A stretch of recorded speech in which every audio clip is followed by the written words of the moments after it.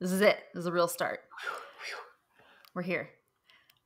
Welcome to Do That Well. I'm Brenda Brown, and with me, my dear friend Karen Thrall.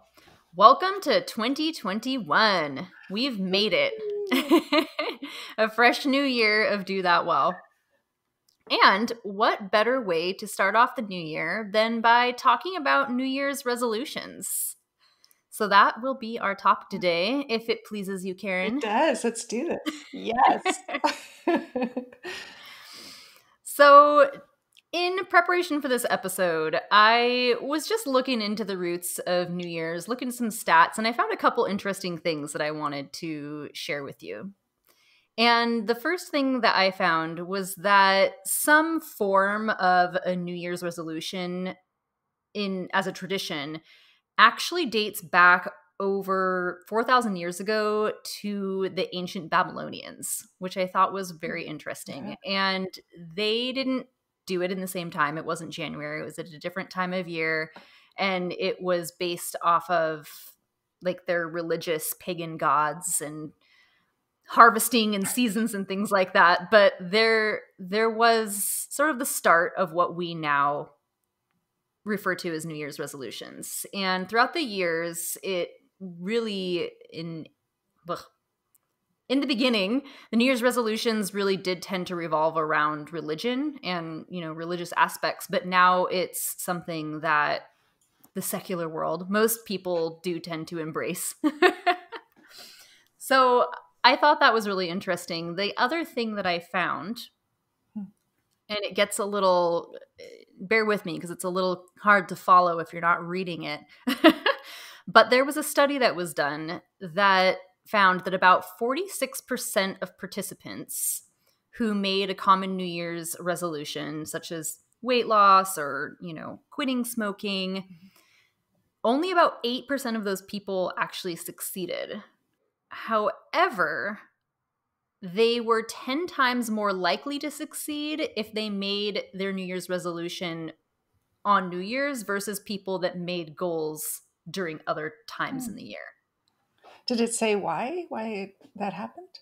No, I had to pay extra to get that information. I was only looking for the free stuff. I don't want to know. I do not want to know anymore. That's all I want to know.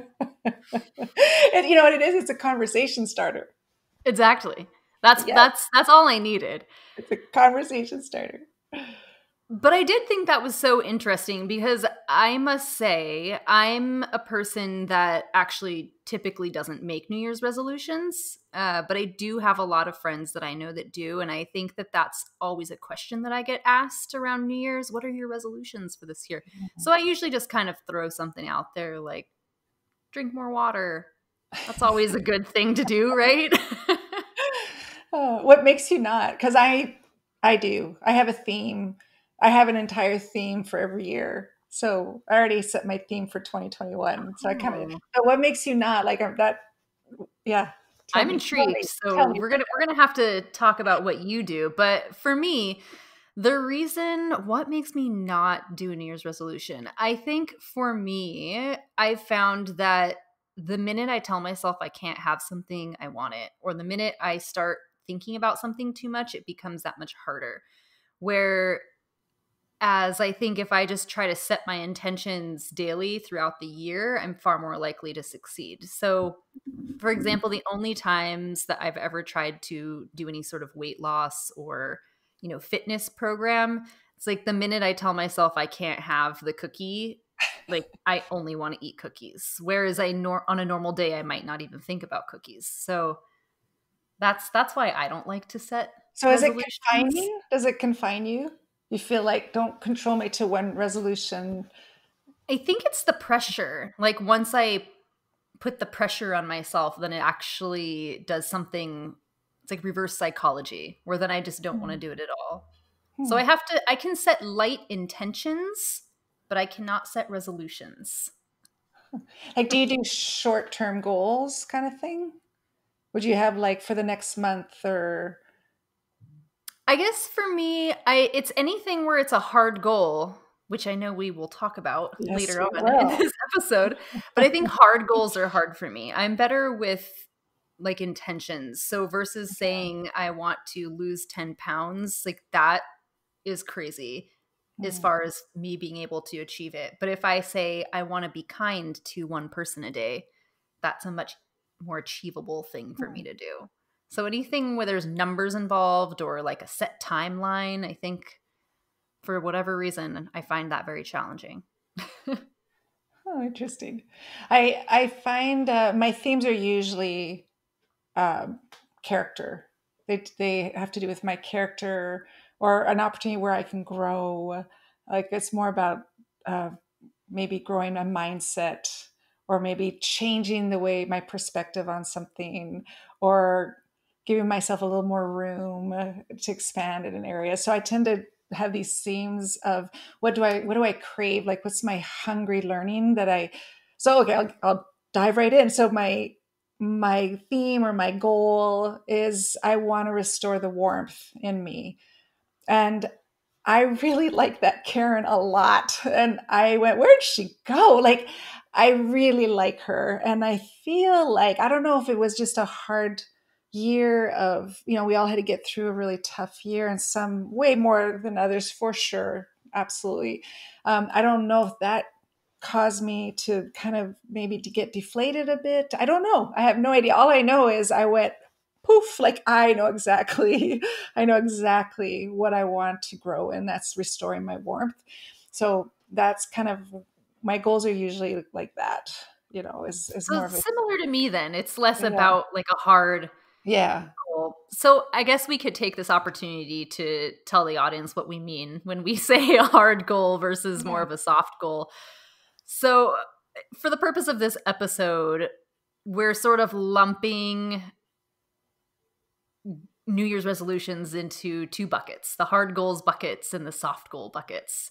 And the hard goal is going to be anything that is maybe has a number attached to it or a very specific timeline. So it could be save $10,000. It could be lose 5 pounds. It could be go on a run every day for 30 days, things like that. Whereas a soft goal is something that's more like bring your warmth, be more Mhm, compassionate, try to show mhm, kindness to somebody on a mhm, daily basis, mhm. check in with yourself every day at 5. I don't know.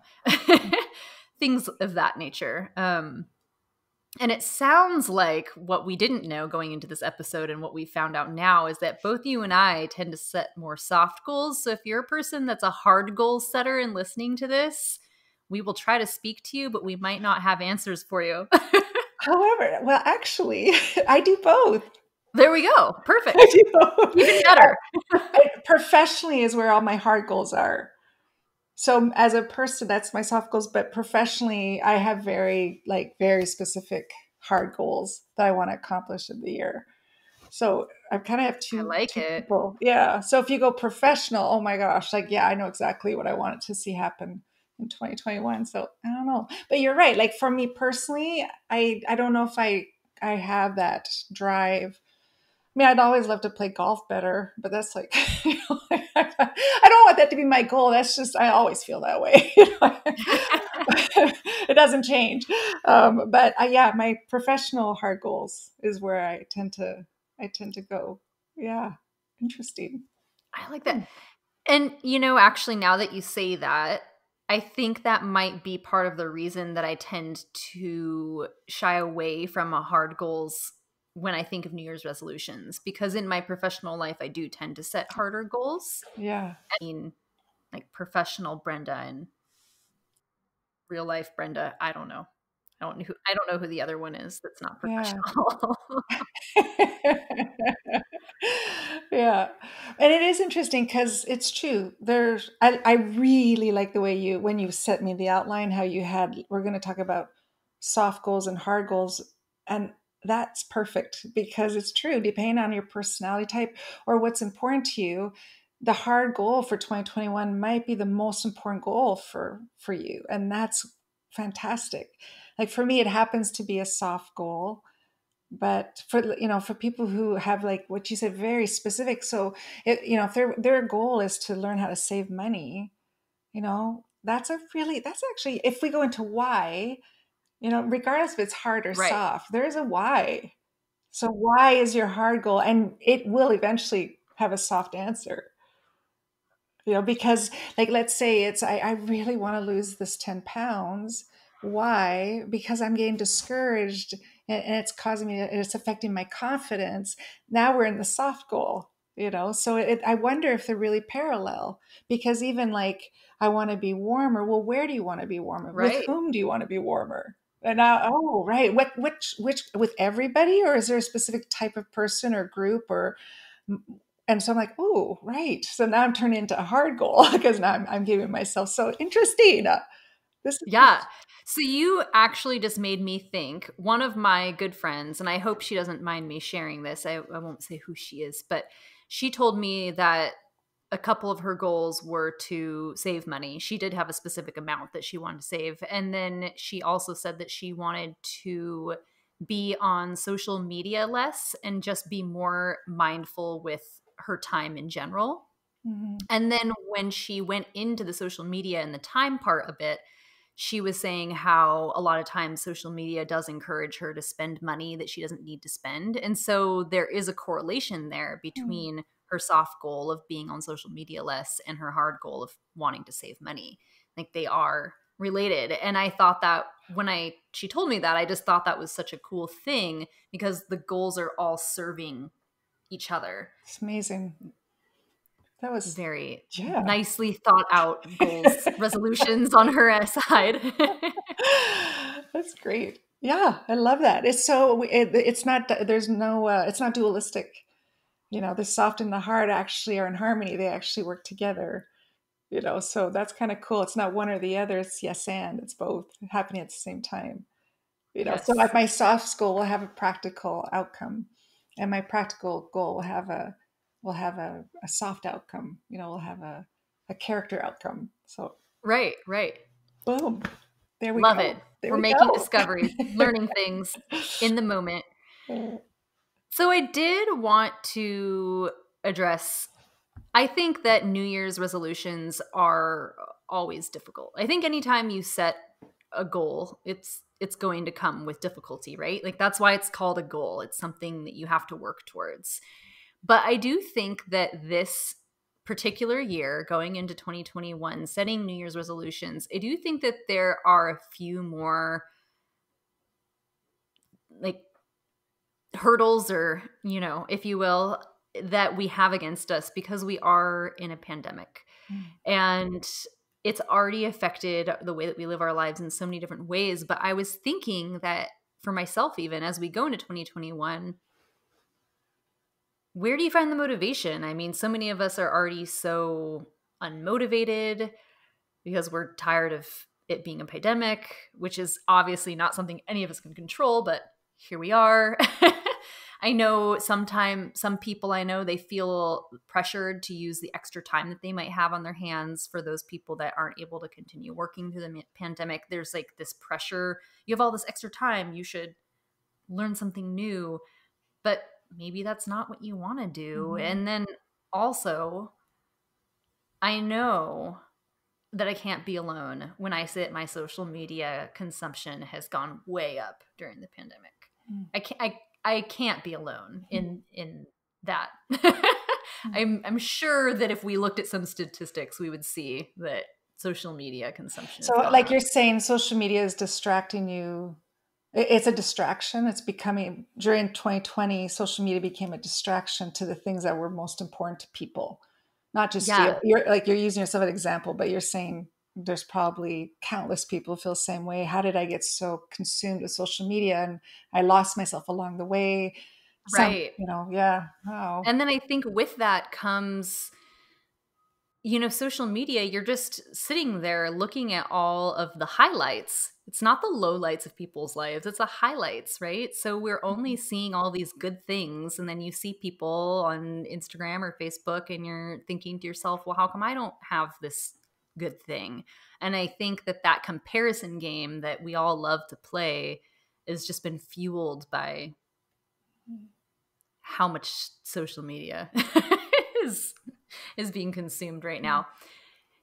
Anyhow. Well, I wonder too, like if social media is time consuming, how does somebody um, kind of wean themselves off of social media and so that they can focus on their goals? Like, I think that's a great point. Like, if you're, where is time consumed that is a waste of time, or maybe not a waste of time, just a lot of time, maybe more time than necessary? And how do you wean yourself off of that? How do you remove those things that are taking, they're just you want to replace it with your goals and your motivation, stuff like that. So I think that's a really good point. So, okay, how And how do we do it?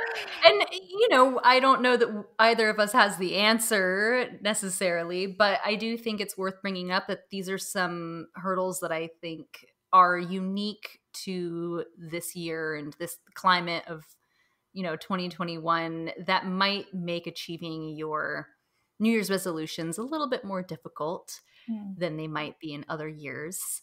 I know for myself, though, going back to the how, I literally have to, if I catch myself on social media on my phone or something, I literally, it's like I'm training a dog. I literally say out loud to myself, you're going to stop looking at this in 5 seconds. And then I count down from five. And then I put down my phone or my computer or whatever it is. But it's just, I have to say it out loud. Otherwise, I Hmm. can't do it. I will just keep scrolling. Yeah. So like for me, okay, so I'm not a fan of social media. So it's definitely not hard to not be on it for me, because I only get on it when I go on it when I post, and then whatever's on the live feed in that moment is what I'll look at, and then I get off of it. And I don't have notifications coming in. So I don't have that. So the notifications will show up when I'm on there and I'll go look. So I'll go on, maybe once a day. And then if there's notifications, great. And if not, there's not. And they're usually only when I post. So it doesn't, but I don't, I'm not a big fan of it. I don't know why, but I do love YouTube, and that's a form of social media. Like I'm fascinated by YouTube, and I tend to go on rabbit trails every now and then, but I don't know why that's not my struggle for goal setting when it comes to motivation. However, I love where you're going with this, because I do think there's a lot of people that can relate, right? And that's what we want, like relatable. And I think you're right. I think there's a lot more people, and I think the discouragement that's coming in from people that are looking, it's they just it's just feeding their system, but it's not always feeding them with something that really empowers them. Right. So Right. yeah. I know on the motivation side, I I think what works is for me is answering why. That whole Simon Sinek. If you start with the why question, that really works for me. So I go like warmth. Why do I want warmth to be stronger than it's ever been in 2021? And I have reasons for that. So one of the reasons is it's going to allow me to be way more present. And that's what really hit me. Like when I practiced it, I wanted to see, well, so if warmth equals present, what does present look like? And all of a sudden I became so aware of every person around me. I became very aware of the beauty around me, like the waves, the noise, the puppy, I was just so like, wow, like I'm aware of that coffee shop owner sweeping his front entranceway of this little, local coffee shop. And I was like, he's really proud of his little boutique coffee shop, and he takes care of it. Everything came, I was like, everything, I was really aware of the birds and the conversations they were having. I was like, what are they talking about? They're so noisy. And so I found, for me, why do I want to be warm is it brings me back to focusing on more than a pandemic, more than the frustration, the discouragement, all that. So that why. So maybe even for social media, if people are out there going, man, I totally relate with you, Brenda. I wish I wasn't on social media. I get you, girl. I get you. It's like, well, why do you want to walk away from social media just a little bit, even 10%, like, what is it? What's the deeper reason? And I think that's the motivation, is when we find out what the deeper reason, the motivation comes from there. I don't know if you can get motivated. Like, even when I train people, the whole thing of, you can believe in it or you can behave, you know. I don't know if you remember at Fluvog, I was really big on, if you know why, like when you were manager, if your team knew why you wanted them there 10 minutes early, and they really understood why, and they believed in with you on the why, instead of, I have to be there 10 minutes so I behave. So goals, you don't have to do a goal. You just got to believe in the goal, You got to believe in it, and you have to know why for you to actually believe in it. I don't remember that from I being at Fluvog, but I really like it. I wish I hadn't forgot it, because that's really sage wisdom there. Thank you for reminding me. You're welcome. You're welcome.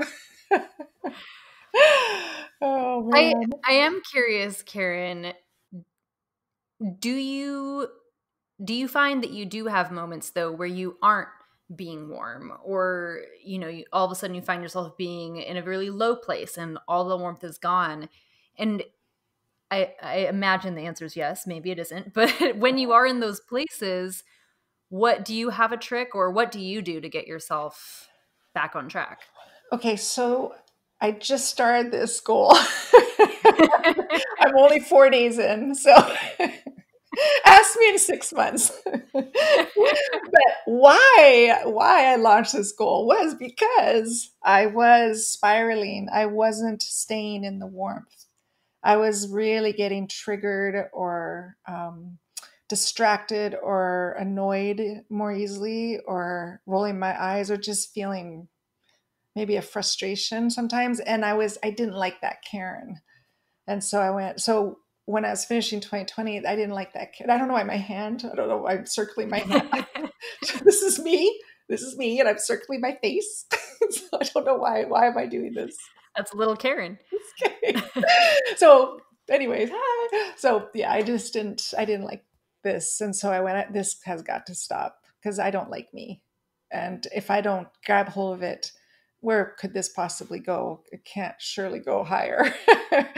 So it was like I was confronting myself. So on that one, that is why it's my motivation for 2021, is because, yes, I was finding myself losing it, not losing, like losing it, but like losing the warmth that I really love about myself. And it was like a wake up call. So yeah. It's awareness. Yeah. Yeah. So, but however, on other goals, so remember, like 4 years ago when I did all that training on anger, and really like wanting to empower my voice and to not have such a reaction, an emotional reaction, it was something that was really important to me. And going back to therapy to find out like what causes that. Once in a while, I'll go from 0 to 100. Well, what causes that? That was an incredible goal. That was a life-changing goal. And I didn't always do it right, because I was being trained. My goal was training me to act differently, think differently, have a different perspective, respond differently. So it was like a new muscle that I was like, oh. So yeah, I don't think I had it 100%, for sure didn't. But eventually I was able to, yeah, ta-da, boom, ba bum. I think stay at it. Just stay at it. When you make a mistake, it's okay. Like, just, it doesn't mean the goal is finished. You just go, oh, oops. And but you want the goal so badly. It's just an oops. It's not a final thing, final blow. Right. Like, I do think that is something that holds people back a lot of the time when they are making New Year's resolutions and goals. Like, the first time that they slip up, they'll just get so discouraged or so self-deprecating that if they don't just give up in its entirety that first time, it's like every time they make a mistake, they're so hard on themselves that the next thing you know, they've just let go of the goal, Yeah. or it's just no longer an enriching experience. And that's not the point of it, right? A New Year's resolution or a goal, it should be something that's enriching you and making you better, and not something that makes you feel bad about yourself. Mm-hmm. Yes, because it's the shaming thing, and I mean, Brene Brown, if you're looking for material and shaming, meesh, she's good. She's really good. So if anybody's going, what does she mean by shame? Just go Google Brene Brown shame, and you'll get just a truckload of just valuable insights. It's so inspiring. I think too with that is okay. So in golf, my coach, her name's Jerry O'Hara, amazing golf coach. Okay, shout out to Jerry. When I started working with her, I really wanted to break 100. My goal was to break 100, and she goes, That's not the goal. Your goal is not to break 100. Your goal is this ball right here. Where do you want it to go? Where do you want this ball to go? And look, tell me, I want this ball to go there. Where do you want this ball to go there? That's your goal, not the score. And then when you're and every ball, that is what really matters. But I think sometimes we get anybody, me, obsessed on that ultimate goal. We don't see the progress, the incremental progress. So that was a big learning curve for me, to let go of the ultimate goal, the ultimate score, to let go of every score. Like she says, you do not tally your score till the end of the game. No, I want to go. Okay. If I get a par, I'll drop it. Okay, if I do a birdie here, if I put this in two, and I was so obsessing just for the score. And she goes, there is no score. This ball, and I think that's really wise insight for just goals. Like it's the wins, everyday win. Every day I can win, I can do something, and I'm going to reprogram my life. I'm going to make a good decision, and it's going to be okay. And I think too, we make unrealistic goals. Sometimes we make them a little bit too grandiose. Like it's good to go, how realistic is this goal that I'm setting forth? It's not always, but just because we want it so badly, but it may not take a year, it might take, but that's discouraging. I don't want to say my goal is going to be 5 years. Well, university, right, to get a degree takes 4. Right. Like sometimes goals aren't a year long, and it's more like, what is my goal today, and that can get me to that ultimate goal. That might help in motivation. I like that. Yeah, and it reminds me of when we did our Pursuing Your Dreams Mm, series, because we did talk a bit about, rather than focusing on the big picture, breaking it into smaller pieces so that it can be a bit more attainable, rather than letting yourself only see this yeah, big lofty goal. yeah, yeah. Yeah. You're right. It's like, I mean, we'd love it if people went back and listened to that series, because it does parallel the New Year's resolution in some regards. Yeah. I really liked this thing you said, that only 8% of people who make a New Year's resolution can achieve it. And it's like, oh, I it's like, know. how does that, why? What happens? Because that's real.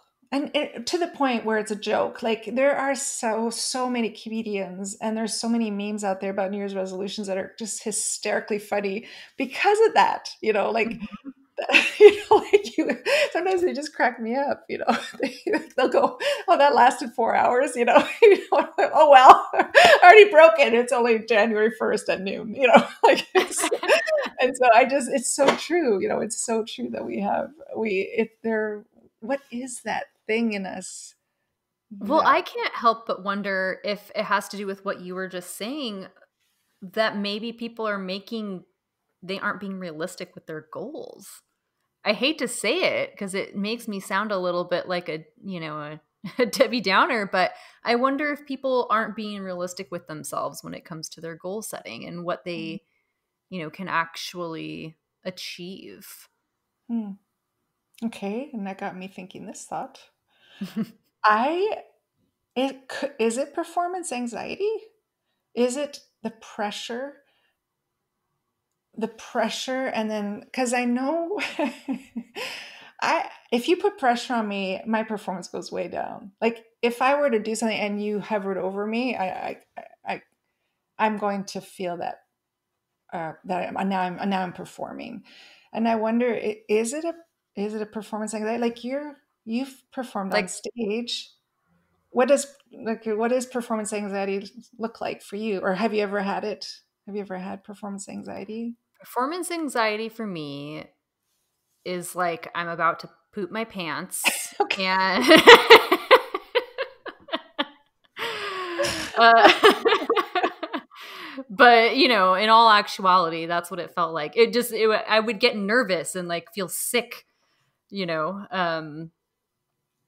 And then of course once I start doing the thing, it was exhilarating and fun and I found my energy. But that moment before I would start performing, where I was waiting for lights to come up on the stage, or you know, for my grand entrance or whatever it may be, I always just felt sick.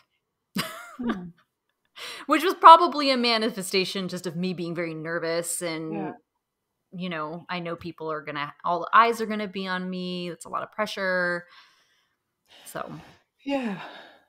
It's that thing of the fear of failing. right. Like, have you heard the thing, there is no failure, there's only mistakes. You hear a lot of that training. But this going in, it seems like such a great feat. And then as soon as you become weak, as soon as there's a weak moment, is it associated with failure? Oh no, I'm failing. I can't. And it's then this, I can't do this. I can't even Mm-hmm. do a week. I couldn't even do a week. Like, who am I kidding? Or just, I don't know. I think it's very real. And that's what you were Right. saying about social media. It's very real. And it's not always inspiring and exciting and motivational. And I think it's very, very real. And if it wasn't real, it wouldn't be 8%. There wouldn't be an 8% success ratio, which Right. is, But they you were know, 10 times more likely to do their see, I goal love that. during that time of year. So I did think that was interesting. If you're going to set a goal, do it on New Year's. I love that. You're more likely to succeed. Yeah, I love that. See, look at that. That's what you were saying earlier about intention. My intentions, people make intentions 10 times more on January 1st or New Year's Eve. 10 times Mm-hmm. more, they have an intention. How does the intention stay in the intention of the goal, and and see every day, like I was saying about golf, every day is a victory dance. It may not be the ultimate victory dance, but it's still a victory dance. And if I can use golf now, no, oops, my obsession sport. The self talk I would say to myself when I didn't do a good shot. Oh man, the negative self talk that no one could see, but it was inside my head, was massive.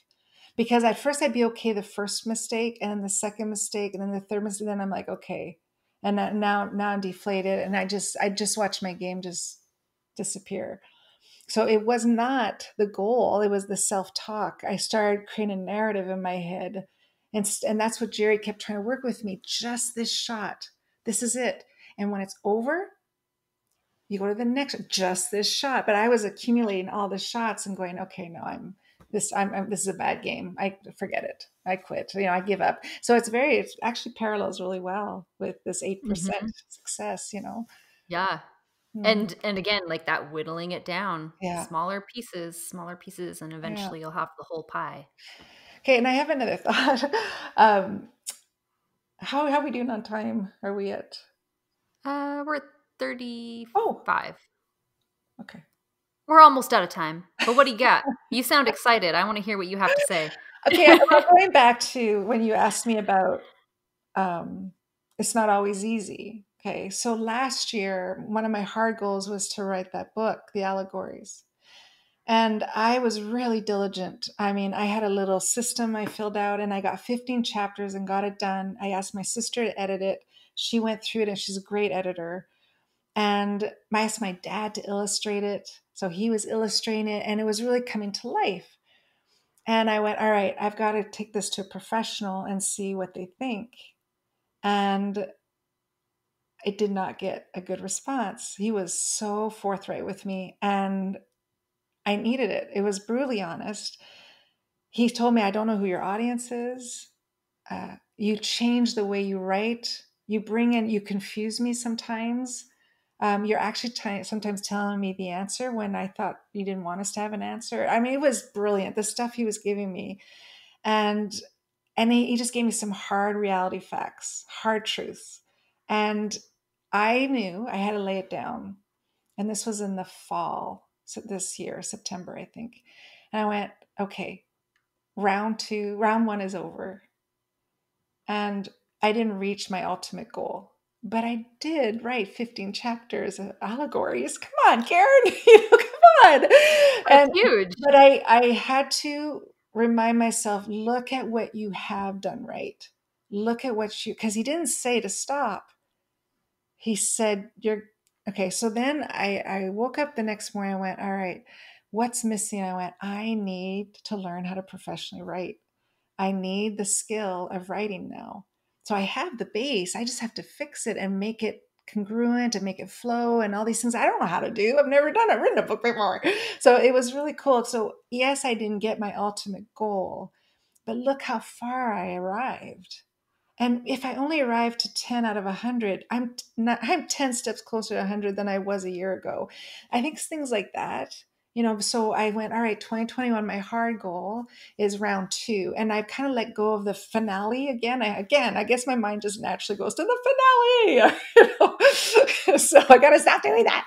But so round 2 is I'm going to take courses in 2021 and just kind of fine tune my skills so I can keep going with this. And then, we'll see where I'm at 2021. But the goal's still alive and well. It's just I put a lot of expectation and pressure on myself. So there are rounds. Sometimes there's round 1, round 2, round 3. And to be kind to yourself, that it's not always so quick and easy. Right. Yeah. That's the compassion that we were talking about earlier. Yeah. And not only focusing on the voice that we all have that tells us we're not succeeding in the way that we think we want to or think we are able to. That is so cool. Huh. Anyhow, yes, this has really been fun. Yeah. I've enjoyed talking about New Year's resolutions with you, Karen. And I personally have learned quite a bit about goal setting. And I actually feel a little compelled to make some New Year's resolutions now. We're 4 days in. There's still time. That's right. Hopefully we've inspired some of you to make New Year's resolutions too, if you haven't already. Yeah.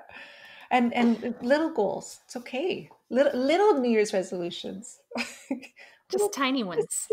Just little ones. Exactly. And then you add them together and then they become this awesome piece of art. I don't know. But don't add them together in a negative way though. No. Not in the way if you're not reaching them. You get to add them together when you're having compassion for yourself. Yes. I agree. All right. Well, that's all the time we have. Thanks for listening, and we'll see you again next week.